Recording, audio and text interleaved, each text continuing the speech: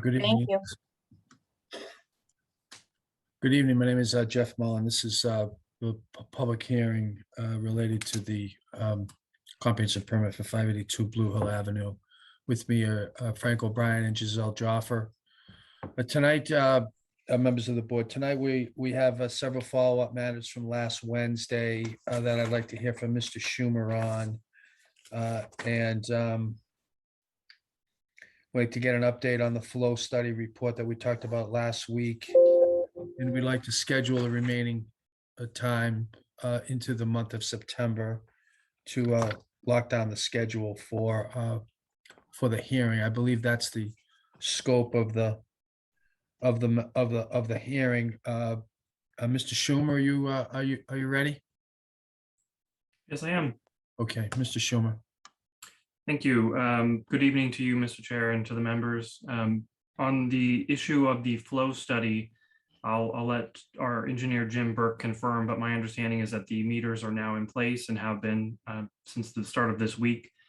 And they'll be taking data for at least 2 weeks. And the purpose of that is to capture a storm event. We're hoping to get not hoping for a storm within 2 weeks, but hoping to get meaningful data within that time period. And as soon as we do, Mr. Chair, we'll be providing that data to the board and to Mr. Reardon for his review to confirm the results of that study. Jim, is that accurate? That is close to accurate. They have not been installed yet. I called the EST Inc. on Monday and today, trying to get the guys out there to put 3 meters in, and didn't get a return call from the technician today. I'm hoping tomorrow. My information was incorrect. I apologize, Mr. Chair. We will follow up on that and get them in place as soon as we can. Yeah, make sure they get sent to Mr. Zerwinski too. Will do. Understood.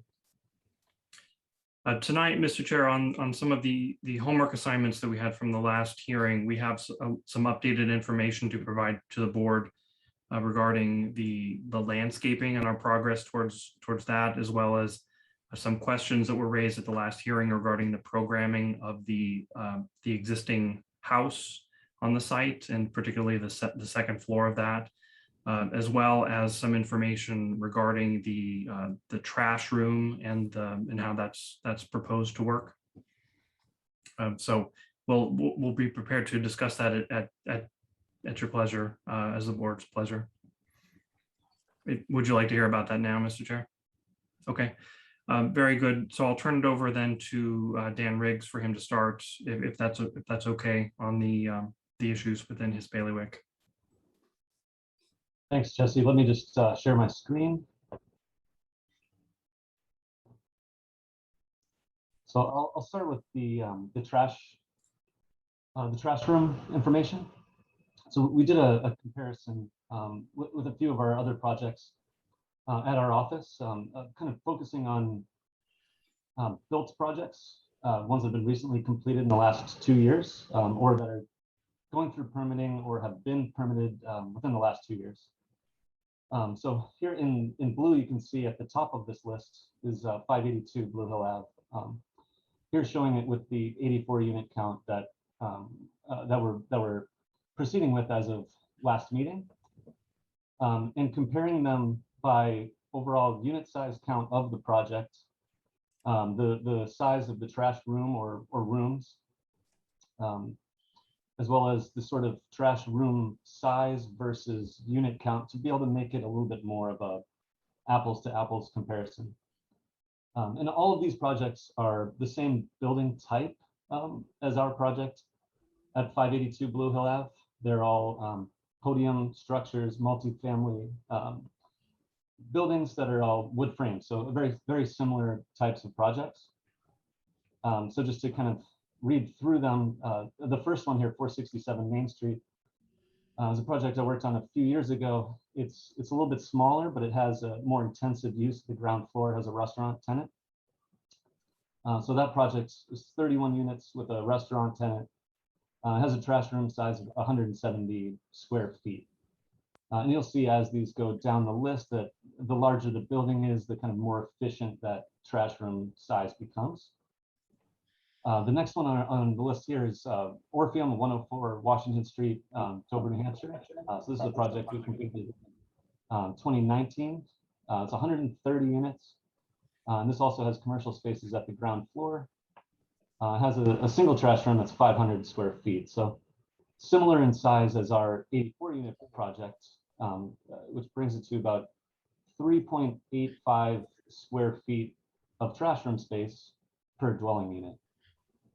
25 River Street is another 40B project in Winchester, Massachusetts. It's 147 units, similar to 582. It's entirely residential in use.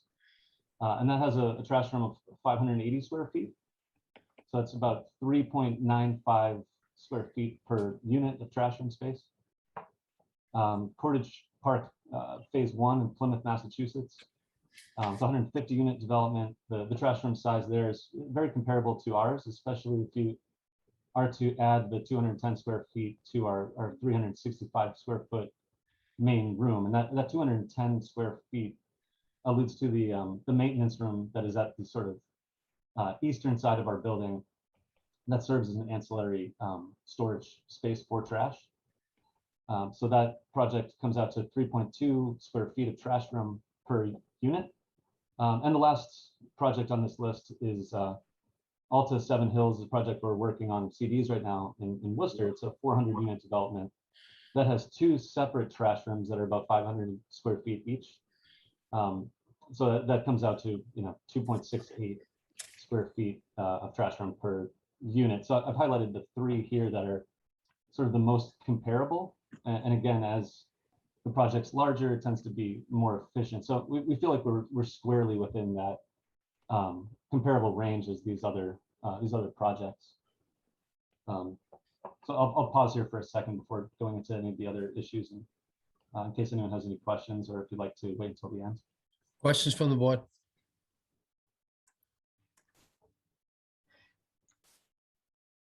None for me, Mr. Chairman. Okay, excellent. I'll go from here on into our study of the amenity spaces within the existing building program. So typically this is an exercise we would perform sort of later on in the process after schematic design, usually sort of late in the DD phase or in design development phase, when we're really working through a lot of the details of the project. Here we have such a wealth of existing spaces here that I wanted to start with this slide, just showing the existing spaces. And our intention is to try to keep these intact as much as possible, because they're already sort of appointed in a way that is conducive with sort of an entertaining function and amenity functions for a building of this size. And that's partly due to their historic nature in terms of a sort of a entertaining spaces for a mansion house of this style.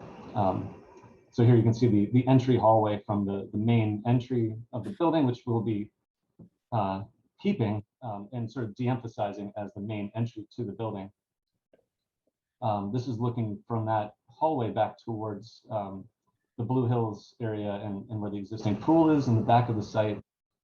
This is an existing staircase that's quite grand within the house. And it's also really inefficient in terms of space usage if we were to convert this to a residential usage.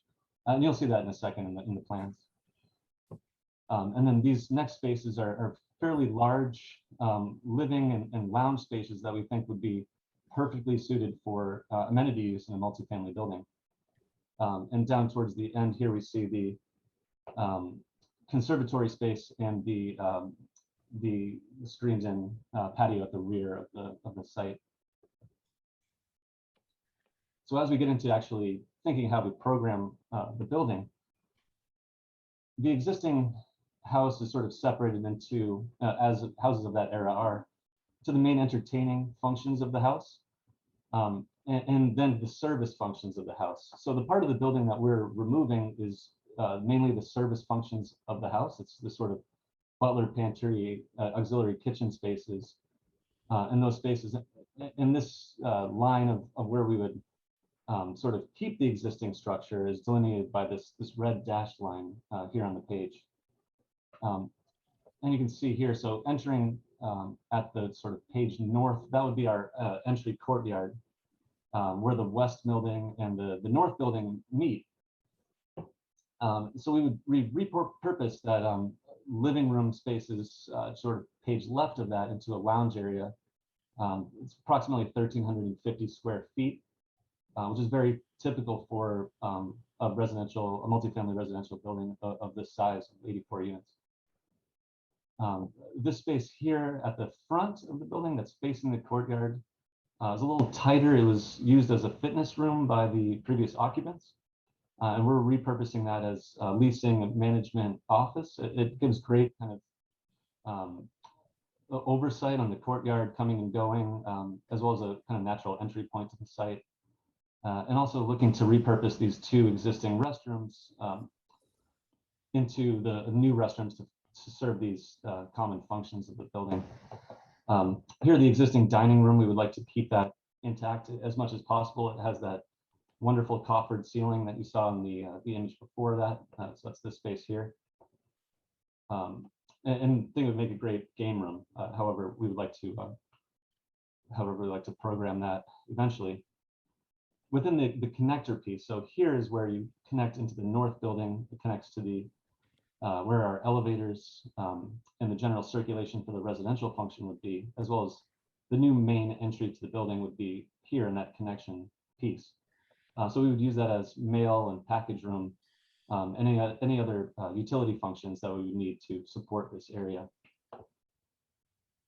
Moving up to the second floor, so here you can really see how much space that staircase takes up in the plan. It's inefficient, but it's a beautiful feature. We obviously love to keep that.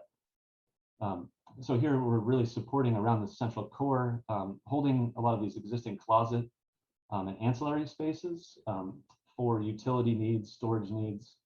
Maintenance will need places to store extra materials and things for repairing the units as needed. And we're also using that space here to kind of connect between our new building, the connection piece here, and the existing house. So there's a number of grade changes. There's a number of level changes as you ascend the staircase. So this ramp would help to kind of alleviate that and connecting back to the existing house and its functions here. So how we're planning on programming it, at least at this point, would be to use this rear-facing space here as a fitness room where it looks out over the Blue Hills and over the back of the site onto Meeting House Lane, with another yoga spin room, sort of an exercise class, smaller fitness space. Creating two new restrooms from these existing locations where there is currently a large sort of master bathroom with a steam room. So it's easy to use the plumbing chases that are existing and reconnect those and relay out that space. And then page north, where it faces the entry courtyard, we would be using that as sort of a flexible co-working media room. And a lot of our developments that we're seeing now, there's less of a function for kind of a typical media, computer room, library rooms, and things like that, but more of a need for kind of flexible work from home space. And this would kind of serve that function really well. It's a little bit more intimate, but can be opened up, has existing fireplaces. And we'd keep one of these rooms essentially intact as a sort of a smaller reservable, rentable conference Zoom room. Reservable is probably the right term for that. So that's essentially how we're thinking about programming that existing space there. And then just to break that down into the individual program areas. So we're looking at an 800 square feet of a game room, a 1,350 square foot lounge space, an 850 square foot fitness space, a 1,350 square foot co-work and media room, we're calling it.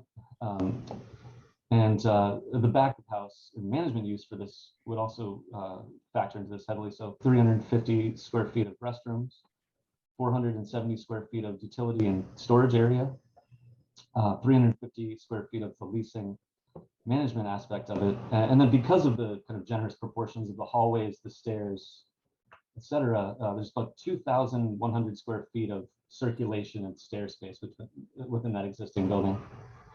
And we'd studied this originally as a use for residential, but for a number of reasons, I think the efficiency of this central core being one of the large ones, it's occupies about a third of that floor space.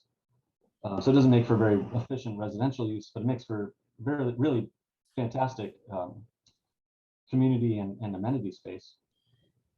As well as the acoustical separation between units would be pretty invasive on the existing house.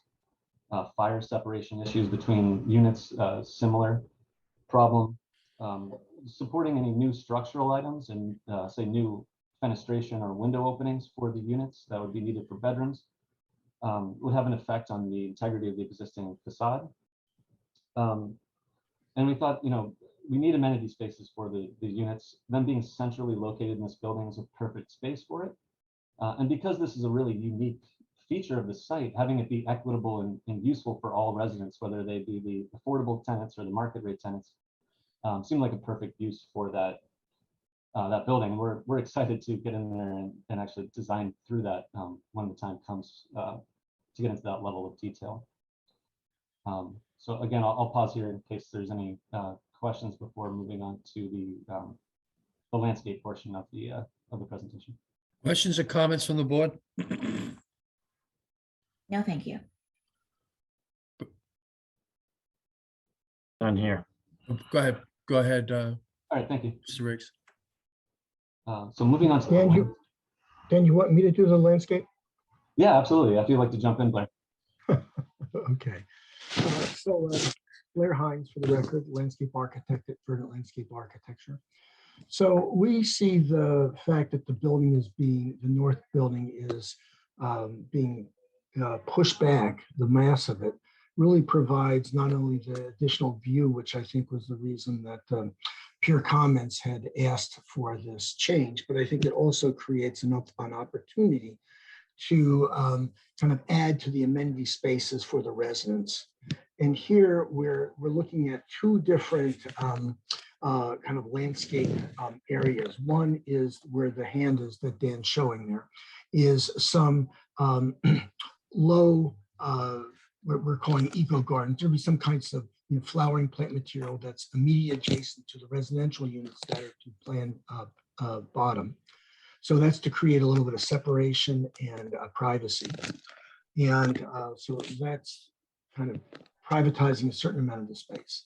Then the next thing that we looked at, because of the change in the architecture, the garage space below, which is covered by a podium, provides an opportunity for another kind of walkway that would come from sheet right up some steps, because as you all will recall, the grade of the driveway goes downhill significantly in order to enter the garage. So what this is showing is a set of steps. So we don't see a whole lot of pedestrian traffic coming through here. So it's a little bit more of a gesture that is just generous and inviting, rather than, in our mind, representing some kind of a significant traffic pattern from the garage, because we're imagining that people are parking to sheet north from the north building, would go into the garage itself to come up into the living spaces. And that people who are living in the north building or the west building would just walk across the entry plaza to go to what we're seeing as another flexible seating area that might have a fire pit, but just a small intimate area that a small group, family or friends could gather. And then to sheet top of that, this synthetic turf lawn game area. We, on a number of our projects, where there's a lot of residents, what we found is sometimes having a synthetic turf area becomes a place for outdoor activities, bocce. Sometimes it's yoga on some, outdoor, exercise area. And we're not proposing it here, but on some projects, we've also have used the synthetic turf as a kind of a dog walking area that's can have a subsurface kind of collection system, so that the kind of the effluents can be kind of captured and put into the sewerage system rather than lying around on lawn areas and so forth. So this is a possibility. I bring that up just because we haven't gotten into that level of detail with ownership, but that could be another appropriate use for there. And lastly, in terms of the overall design, what we're trying to do is create a strong sense of arrival that includes a certain amount of separation from that temporary parking area that you see to the upper right of the sheet. So in this particular situation, we're thinking about some type of a dramatic architectural planting. They could be those very upright growing trees or something else that's quite showy that really creates a strong landscape entry. Lastly, and fairly detailed, you can note that we're also including some temporary bike storage there at to sheet like 5 o'clock off the circular drop-off area. Happy to answer any questions that the board might have. What does that mean, temporary bike? It would mean that if you're imagining someone's coming to visit and they're going to bike to the front of the building, we want to provide some place for them to walk their bike. We don't see this as a gigantic need. This would be sufficient for 6 bikes. And obviously, Short term. Short term, yeah. Someone Yeah. who's staying overnight would presumably use the bike storage. I down thought below. by temporary, you might have meant you'd take it away. Oh, no. I mean that it's just for a visitor. Yeah. What is the surface proposed for the parking area in the drive? Well, what we want to do is we want to distinguish. Right now, we're thinking about some kind of a cast concrete paver that forms that kind of gray area in 2 different colors. That creates a kind of a highlight and also helps to direct traffic around the circle. Everyone's familiar with kind of traffic circles. And then beyond that, whether it's a cast in place concrete or whether it's another type of unit paver, that would be the pedestrian zone. So we want to create a very unified palette of materials so that in a subtle way, your mind just knows what's pedestrian zone because it all looks reasonably the same. So that's the kind of diagrammatics of the colors. What's the driving surface? I mean, beyond up that area would be asphalt pavement. Yeah. Okay. Thank you. So this would be a special area of pavement. Thank you, Mr. Hines. The questions from the board? None Sure, from me, Fran. Mr. Chairman. Yeah, none for me. Thank you. Okay, please proceed, Mr. Riggs or Mr. Hines or Mr. Schumer. I believe that's all the detail from us, unless you have anything further, Dan. No, that's all I had to share. I appreciate your time. Thank you. Okay, just to let the members know, we are in the process of revising the engineering plans and the architectural drawings to respond to additional questions and thoughts that were raised at the last hearing, specifically regarding the design of the roof line and potential visibility of rooftop HVAC condensers. So those plans are in process. We expect to have them, I think, within probably about the next week or 2, ready for submission to the board and to the peer reviewers. So as soon as those are ready, we will submit them as soon as we can. Okay. Is that the extent of your homework, Mr. Schumer? That's as far as we've got tonight, Okay. Mr. Chair. Can I ask a couple of questions? So we had from the last hearing a question on a shade analysis. Mhm. So that I think should be on the list of homework. And I had a question I'm not sure was asked in some of the renderings that were prepared last week to show the new elevation of the building with the additional units. I think the west building, the fenestration, the detail on the building wasn't shown. Can I assume that that's because you hadn't gotten to that stage and you weren't really modifying the look of the building?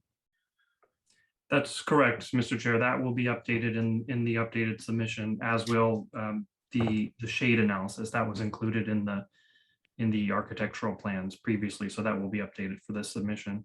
We're, Okay. we're also going to be updating the renderings of the new building massing, specifically from the Robin Street vantage point to give a better idea of what the reduced visual impact of the building will be to the neighbors to that side of the property. Okay, so what the board can expect is an additional submittal with these items coming that will be available for public review and are in a sufficient detail that you will be able to represent that is something upon which we can rely.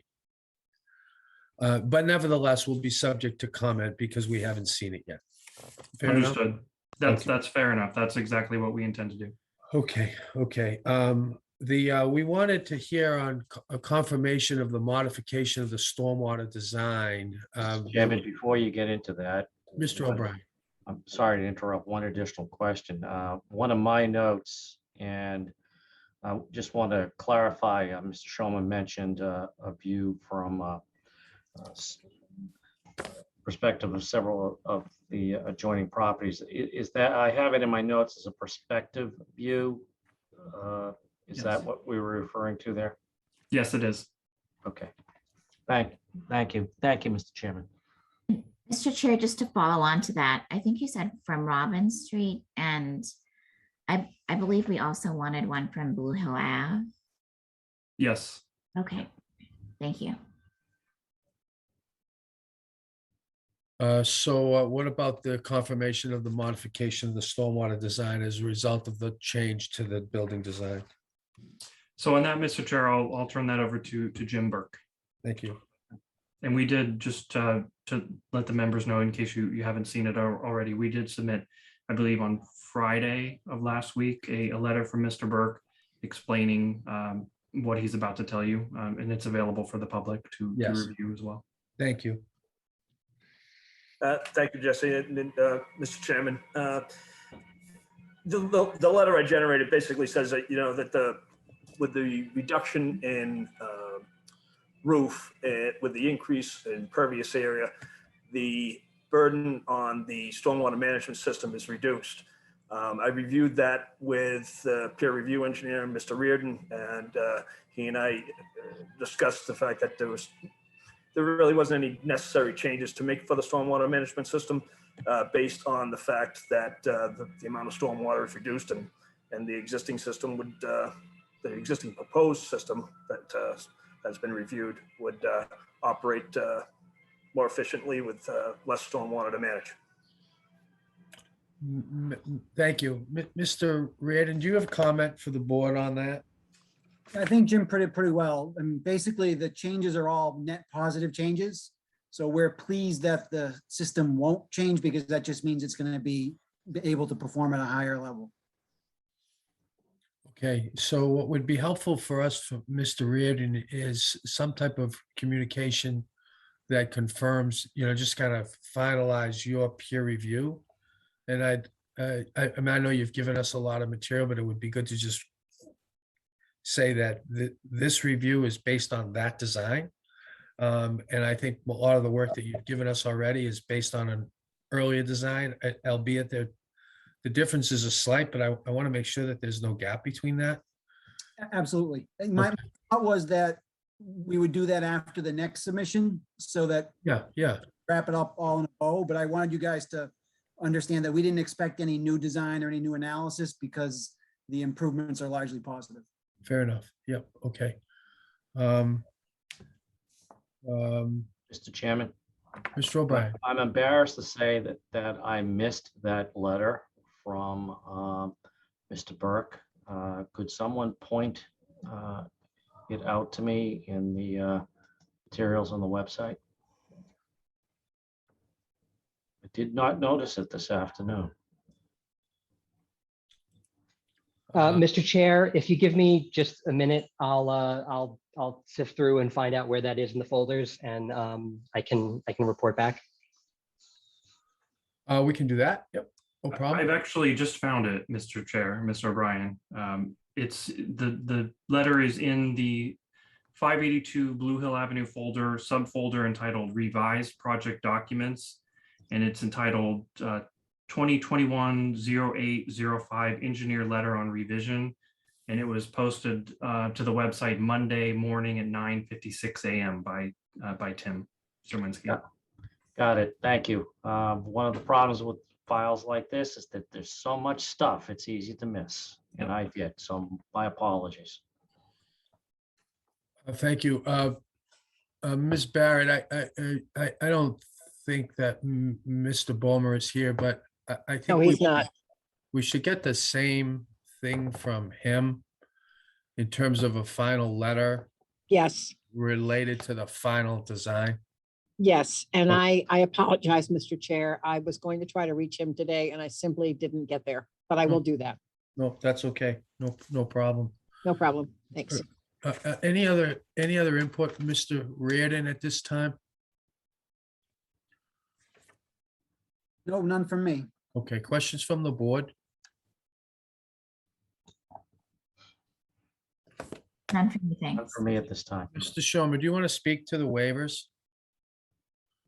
Certainly. Would you like to go through them I think we should. tonight, Mr. Chair? And we're going to have to at some time. Sure. If you'll just bear with me, Mr. Chair, I'll pull them up.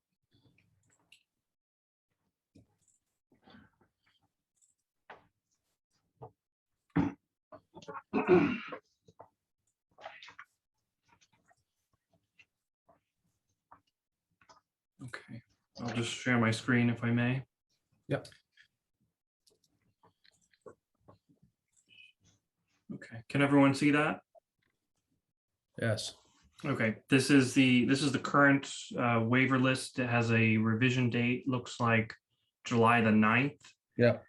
This is, for the most part, it doesn't have a lot of changes from the previous version. I believe at the bottom of the list, I'll just go to there first. There's an explanation of some of the changes that were made with respect to the Milton Town Ways bylaw. That waiver request was eliminated.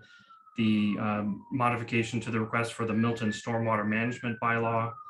And then we removed the Milton DPW regulation requests for the municipal water and sewer system because we reviewed those and determined that those waivers were not necessary for the project.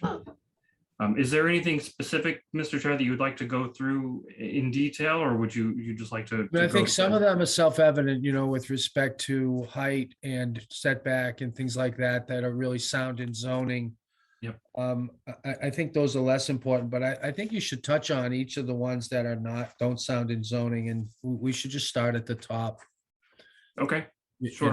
I mean, what is the thinking on the need for the first waiver?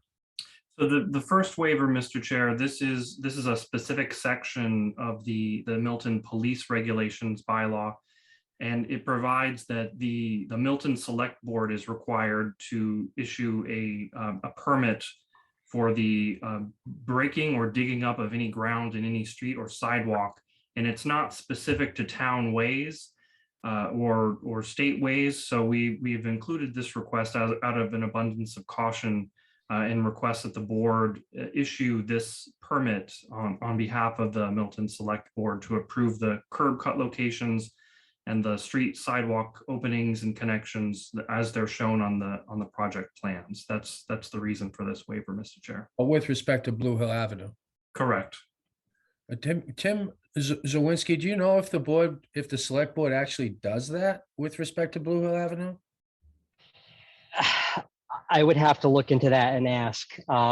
It seems like a pretty wonky regulation. I haven't heard of it in my experience, but for the sake of thoroughness, we can take a look and see if they've had any experience with that. Well, I don't know that we have to have an extensive discussion. One of the reasons why I asked that question is I want to be careful to not be waiving provisions of the bylaw that don't apply to the project and that assume jurisdiction that the town doesn't have, given the fact that Blue Hill Avenue is a state highway. Now, if the Board of Selectmen actually does issue permits on Blue Hill Avenue, okay, I don't know that. And I understand the request, but if they don't, then we should just at least know. And I'd like that to understand, and I think the applicant would appreciate understanding that as well. You have some type of joint jurisdiction. It could be that that's how it's done. I just don't know.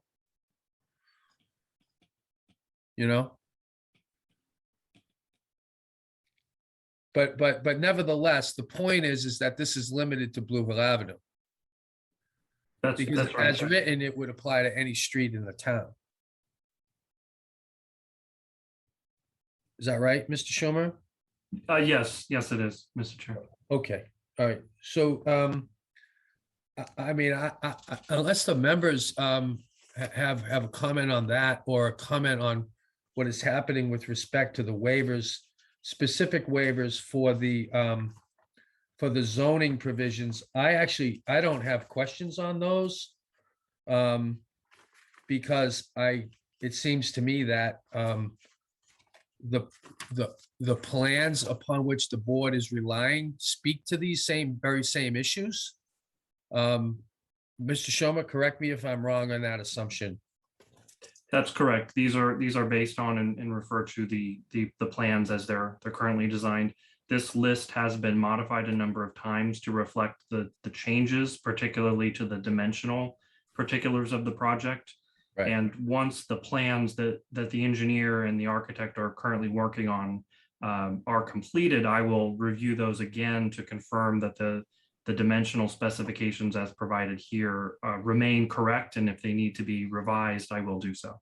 Right. And each of the ones between page 1 and page 6, with the exception of the curb cut, are in chapter 10, which is the zoning bylaw, about which the board has expertise, and it would be as if we were hearing a conditional use permit or a variance or what have you, clearly within the board's jurisdiction. So unless the members have questions about the chapter 10 items, I'd like to actually jump to page 7. Mr. Chairman, if I may, The members have questions on chapter 10. Yes. Mr. O'Brien. I do have a question, Mr. Yep. Chairman, and it is a minor point, given all that. I just at the bottom of page 1, the sign and billboard related provisions. Yeah. That is a little bit of a different animal, at least in practice. And while we have seen here some initial renderings of it, I don't want to get twisted around the axle here regarding what the actual sign is going to look like, that sort of thing at this particular point in time. But I also know that this is also something that the Board of Appeals generally does not look into particularly heavily. It's more the Board of Selectmen.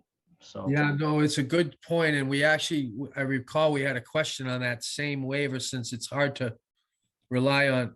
We really hadn't had signed plans submitted. I think Mr. Schomer had suggested that was going to be a condition that they recommended.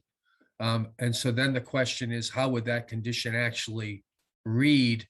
And perhaps Mr. Schomer could speak to that. I can, Mr. Chair, and I believe the most recent landscaping plan does have a mock-up of the proposed signage on Blue Hill Avenue. It's, if I'm not mistaken, it's a fairly simple plaque and an indicator of the address of the property. With respect to a condition for signage, what we would typically do, Mr. Chair, is draft a condition that would provide a process for the signage to be designed consistent with the approval of the board pursuant to the decision that you issue. And because the specifics like the typeface and exactly what the lighting will be and the materials and things of that granular detail have not yet been determined. There's no name for the project yet. I'm not certain that there will be one, but if there is, it hasn't been decided yet. Once those details are selected, we could craft a procedure in a condition that would provide for us to submit the final signage proposal to the board members for your review. We could provide it to the DPW. Fire department would probably want to take a look at that to make sure that they feel it's sufficiently clear with respect to the indication of what the address of the property is. And really whoever the board feels would be an appropriate body to review that signage. And in this case, it may be the Board of Selectmen. But that kind of procedure can be crafted really exactly and fine tuned to what the board feels is appropriate here. Mr. O'Brien? That sounds fine with me. My recollection was, I do recall that there was a rendering of a potential sign, but it was represented to the board that it was just it was a rendering so that we could take a look at it. It was nowhere near a final or what have you. So a minor point, but just something I just didn't want to lose sight of. Yeah. It's a detail to be sure, but I think it's an important one. So I think it's a point well made. We're going to want a recommendation from Mr. Zawinski on exactly how that might happen. So between now and the time that we see the conditions, I think it would be helpful. I mean, I'd appreciate Mr. Zawinski's view on that. I mean, I have to say, just to Mr. O'Brien's point, the zoning board doesn't do a lot of sign work. So just traditionally, there's not a lot of commercial properties that we've considered. So, Right. Other questions of the members on chapter 10? Thank you, Mr. Chair. I had the same question. As a follow-up, and I direct this to potentially Ms. Barrett or you, Mr. Chair, if we don't waive the requirement, who would approve that type of permit in the ordinary course? So in other words, why waive it and put in a condition as opposed to just not waive it? Right. The board sits in the capacity of issuing or not all approvals under your existing regulations that would normally be reviewed by some other board or entity. So, I mean, that's why the waiver is here. So if something isn't waived, actually the existing procedure applies, but if there's a separate review from some other authority, that kind of runs contrary to, I think, the intent of 40B, Giselle. So, I appreciate that, but it sounded to me, sorry to interrupt. It sounded to me that what Mr. Schomer was proposing would loop us back around anyway to another body.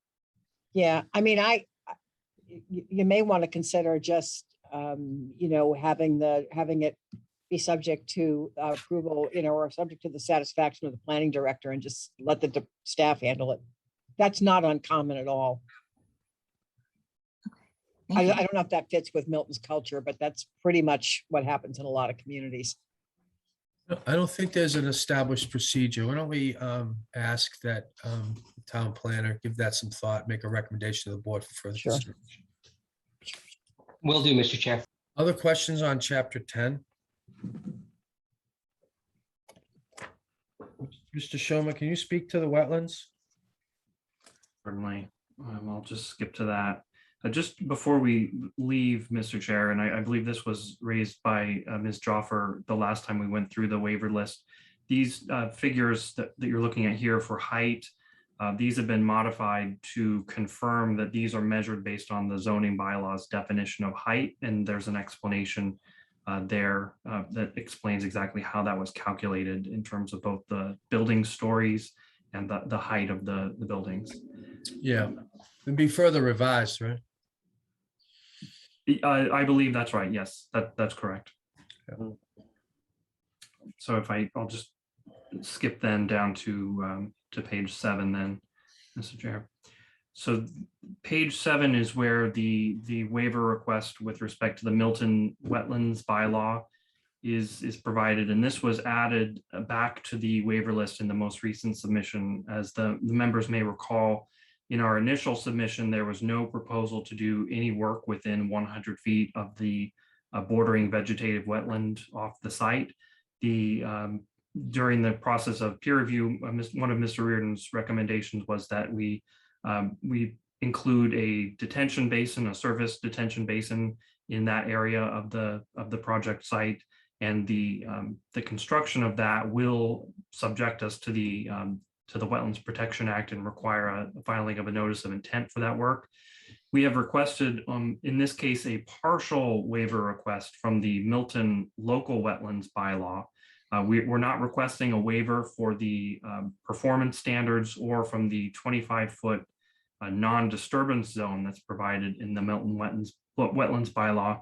Rather, only what we're seeking is a waiver, what I would describe as a process waiver that would allow the board, as Ms. Barrett mentioned a moment ago, to stand in the shoes of the Conservation Commission as the permit granting authority under the Milton wetlands bylaw for purposes of the local wetlands permit, subject, of course, to the non-waiver of the performance standards and the 25-foot non-disturbance zone under that bylaw.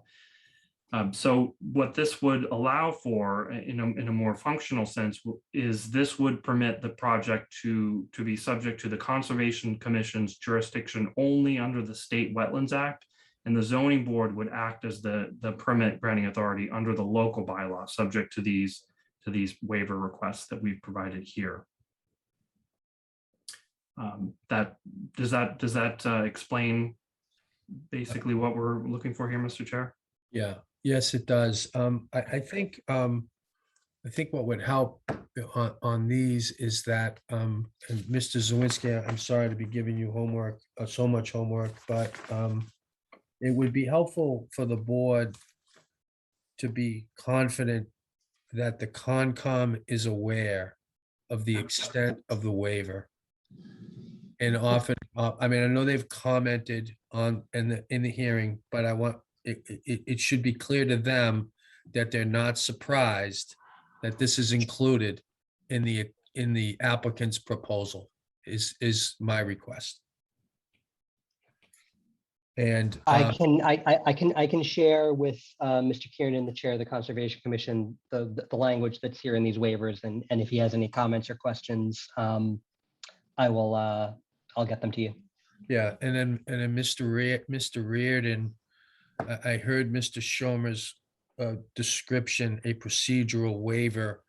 I think it would help the board for you as an expert in this space to make or at least speak to that, not asking that you speak to that now, but maybe address that in your peer review submittal. I mean, so what we're hearing is there'll be a Conservation Commission proceeding. It will be in accordance with the Commonwealth's Wetlands Protection Act. It will not speak to additional or procedural requirements that the town requires. So obviously the question is what are those? And if they are truly procedural, then it may not matter.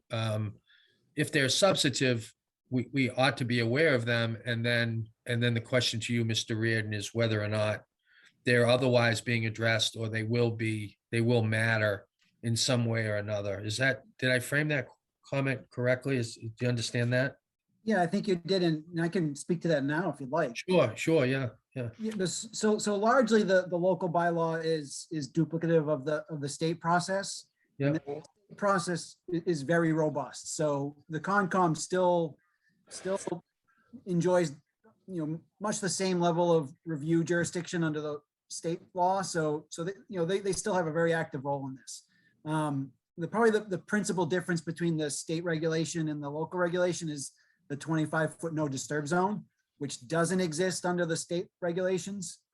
So the fact that they're adhering to that under the local bylaw is probably the most substantive additional performance standard. So I would say largely they're addressing all of the issues of local concern as it relates to wetlands.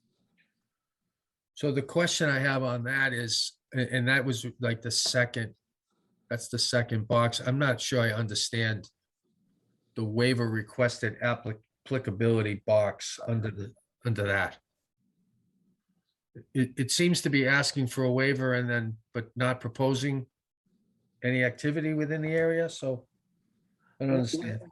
Jesse, correct me, Mr. Schomer, correct me if I'm wrong, but I mean, the waiver is because you will now be the permit granting authority, for lack of a better word, for that portion of the bylaw. Yeah, that's right. We have included this only in the event that the Conservation Commission or the state were to require, as part of the review of the notice of intent, that something take place within the 25-foot no disturb zone. We don't propose to do anything in that zone, but if we're required to do so, we don't want to have to come back to the Conservation Commission and file for another permit, or come back to this board and amend the permit granted by this board. So if the board feels that it's appropriate to approve this waiver, it could be crafted specifically to provide for only those sorts of circumstances, and not to allow the applicant of our own volition to make project changes that would propose to do work in the 25-foot no disturb. Okay, thank you. Questions from the members? Yeah, Mr. Chairman, Mr. O'Brien? thank you. I would urge caution in this particular area. This just reminds me of the stormwater discussion that we've had, and given everything that we've gone through during the course of these 25 hearings, I just want to make sure that we are crossing the Ts, dotting our Is here. And in that regard, I want to be assured that the Conservation Commission is aware of this, and that we receive an affirmative communication from the Conservation Commission relative to it with any comments they might want to make. Secondly, I appreciate Mr. Reardon's explanation that he just gave, being reduced to writing and being included in the record for the hearing. And again, repeating myself, I just urge caution moving forward here, that we make sure that we know what we're doing and why we're doing it, if we are going to be doing it at all. So thank you, Mr. Chairman. You're welcome. Further questions with respect to the wetlands portions of the waivers? Mr. Chair, I just have a comment, which is, I think the wording of some of these, Yeah, or at least the applicability, doesn't match exactly the explanations. yeah. So, that we're gonna have to pick that up in the when we consider the extent of the waiver. I understand. I think that's right.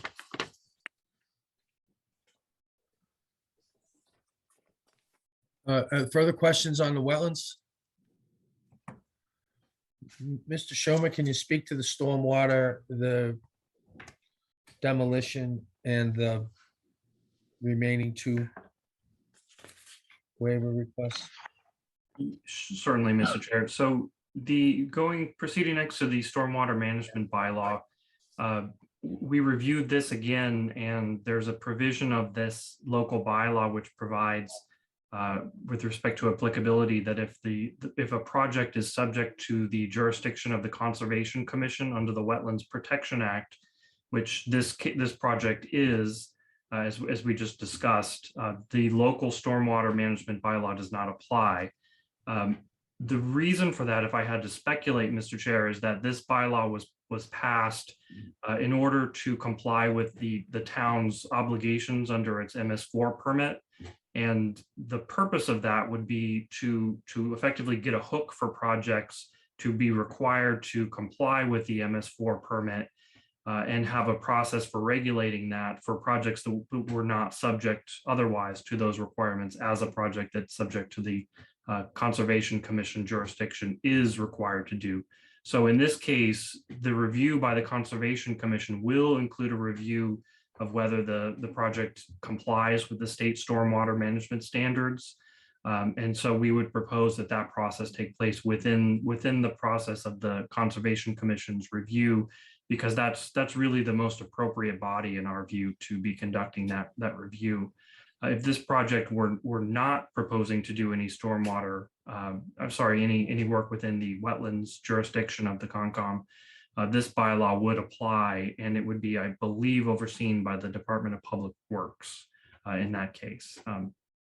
So that's the reason for this. It's really, I would say we're not really requesting a waiver here because it doesn't apply to this project.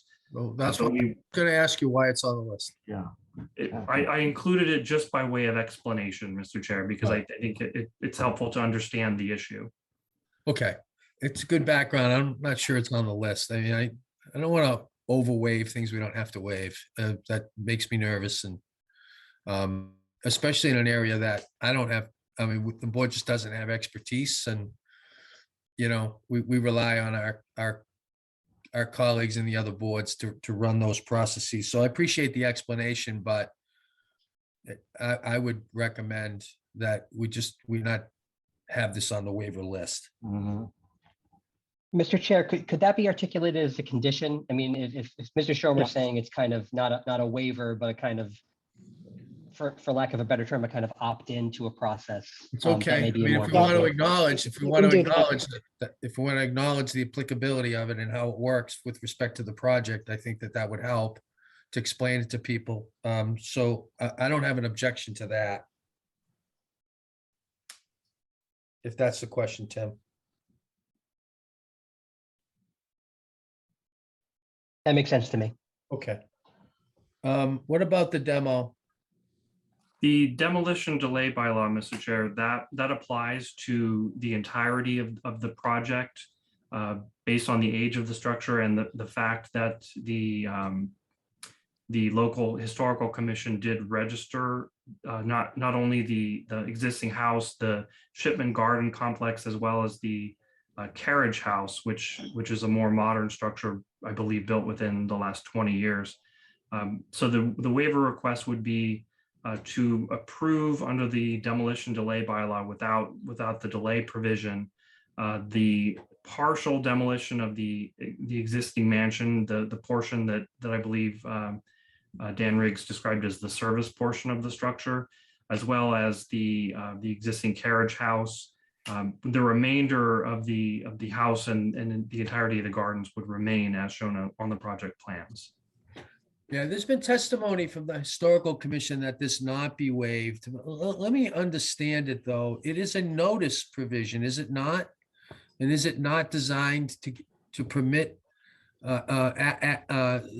some form of awareness to engage in conversation before properties which represent a cultural resource are demolished? So that if we didn't waive it, we would just be subjecting you to an additional notice period? That's, I would defer to Mr. O'Donnell in his understanding of his board's bylaw, but that's how I would understand it as well, Mr. Chair, and that's how I understand the state protections. The idea there is for structures, and I believe the term that's used in typical bylaws is preferably preserved. And the idea of this is that it provides a cool down period for developers who would come in and demolish structures to consider other options. And in this case, obviously this project, as we're currently discussing it, is significantly different than how it was proposed initially. And so in that sense, I think it could be said that this bylaw has served its purpose. It's resulted in saving most of the house and the entirety of the gardens. Yeah. Questions from the members on that issue? No, Mr. Chair. Mr. Schumer, please proceed. The next one, Mr. Chair, this is the Board of Appeals rules and regulations for comprehensive permit applications.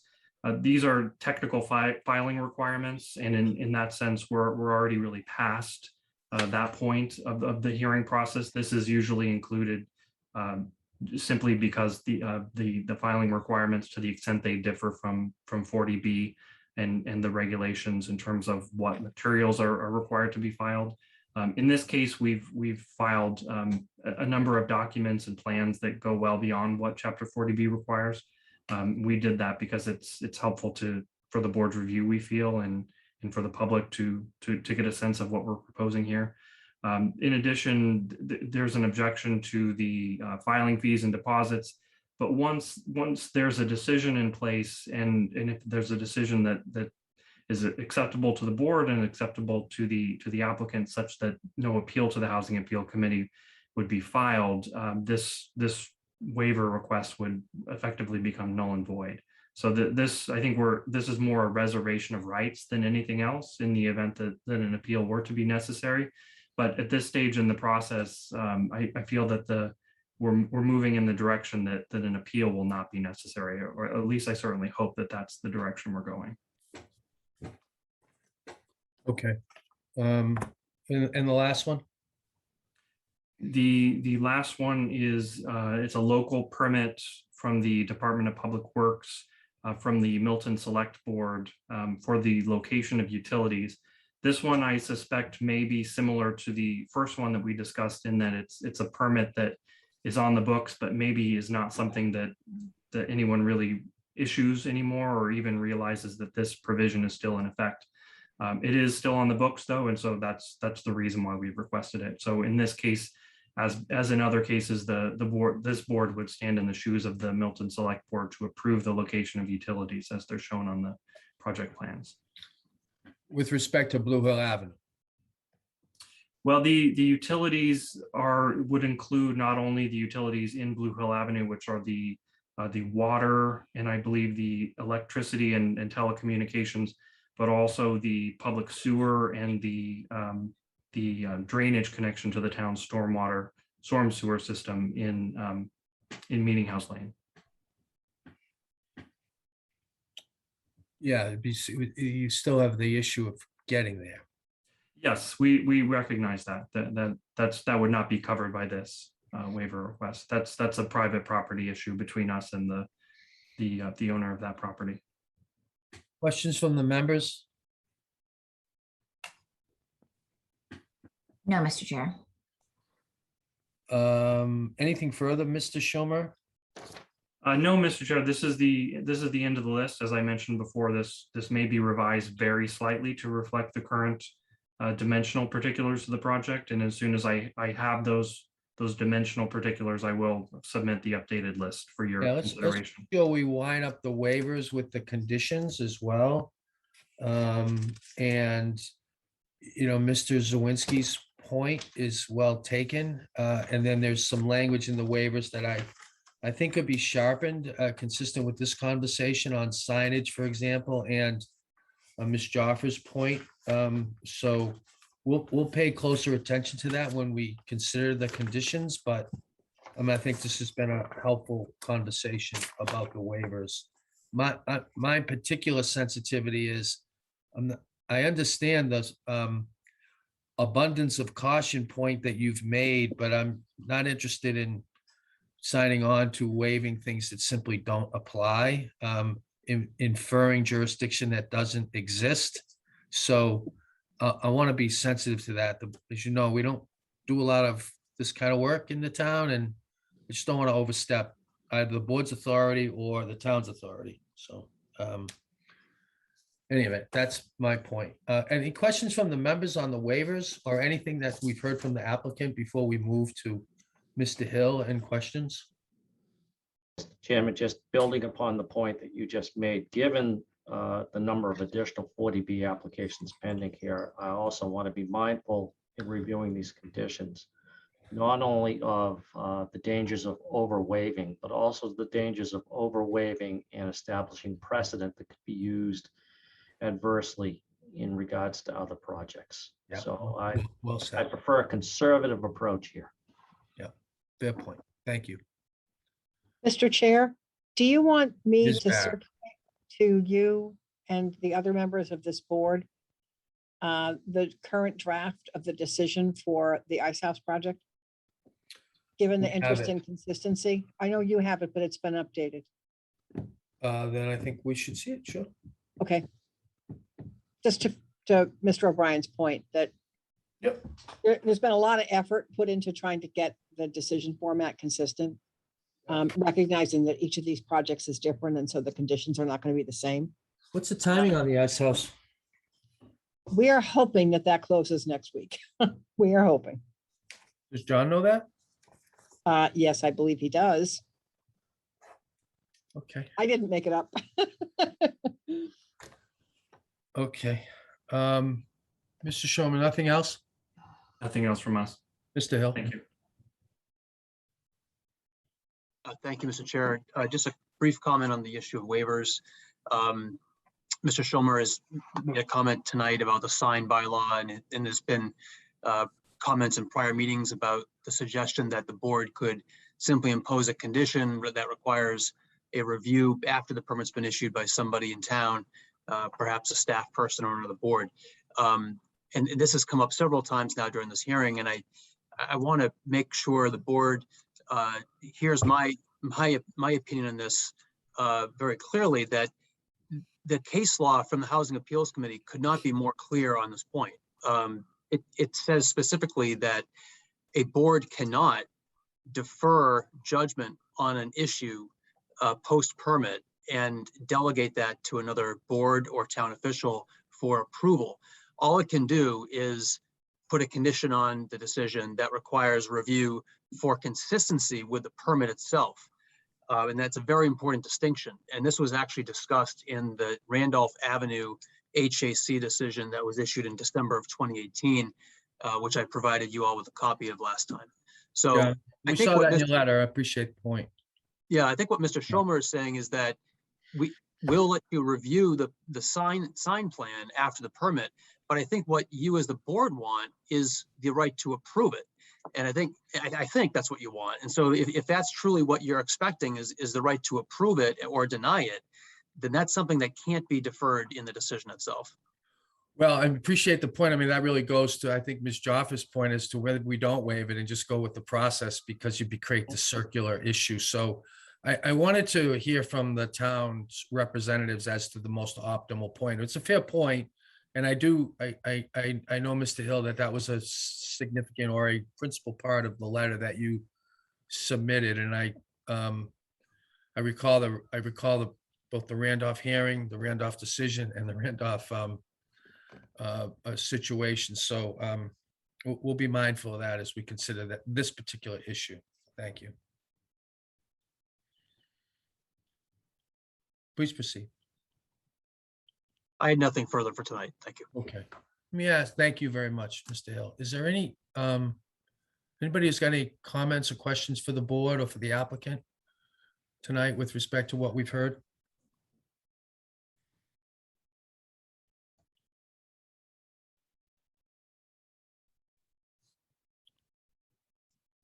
Ms. Sutton? Oh, I'm sorry, I thought you were waiting for the panelists. There are no attendees with their hands up right now. No. Mr. Schomer, can we have a conversation about scheduling?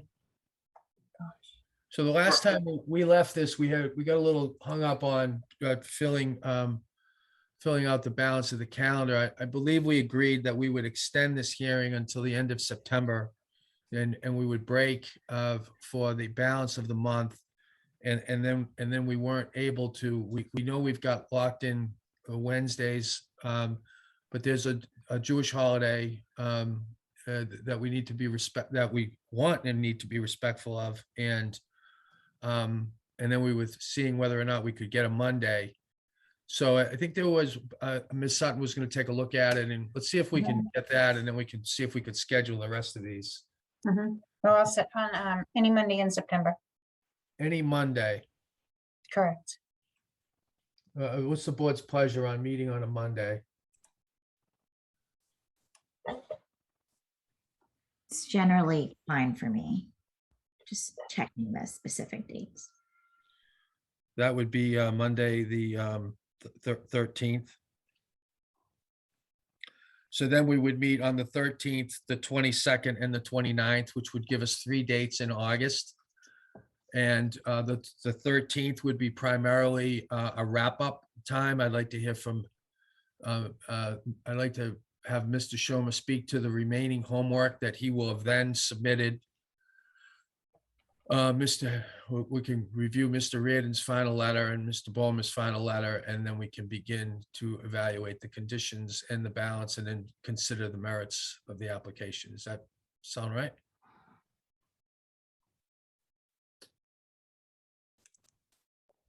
Comments? Does that make sense to people? So the three hearings will be the 13th, the 22nd, and the 29th? That works for us, Mr. Chair. And for me. And then in the meantime, we've got a commitment from the applicant to finalize the homework submittals, which will be the roof plan, the perspectives from the roadways, from both roadways.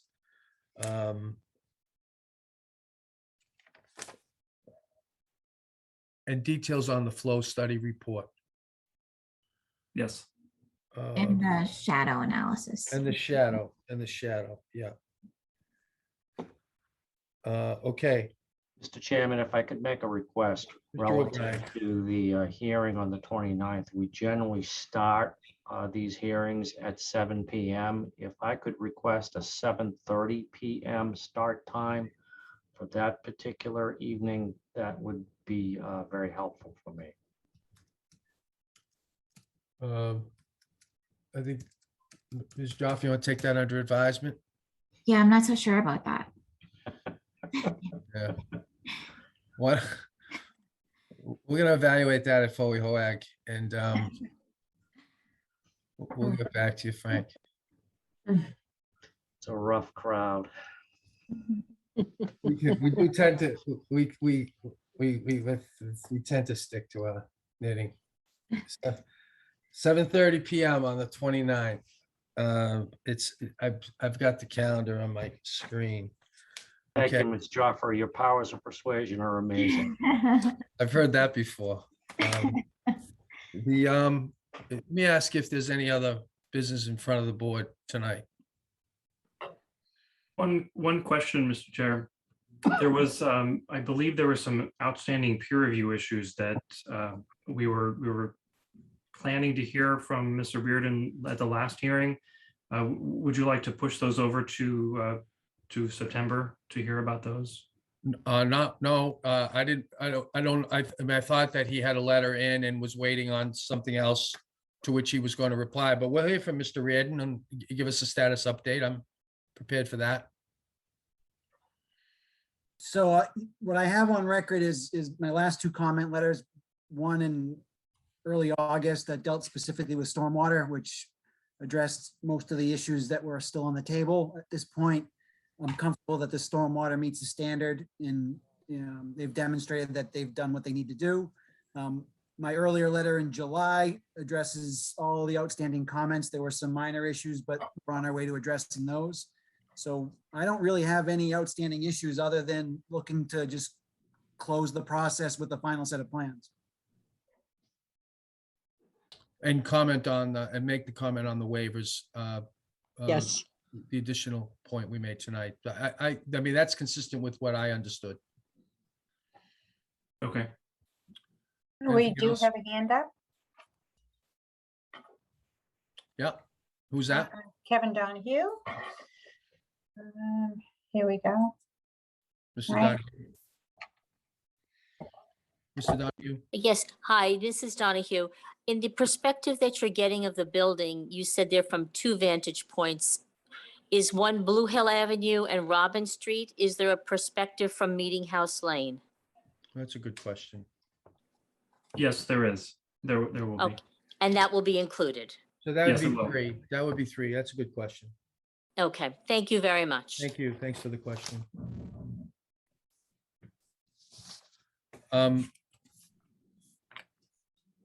Let me, any other, is there another question? Or- That's it. Okay. And one more piece of business. Today we had a submittal from the fire department.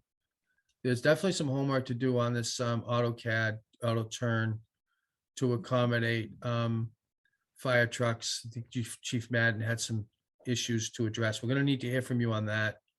And Chief Madden had some specific comments about the location of particular firefighting apparatus and where it would be in the building. And we hadn't heard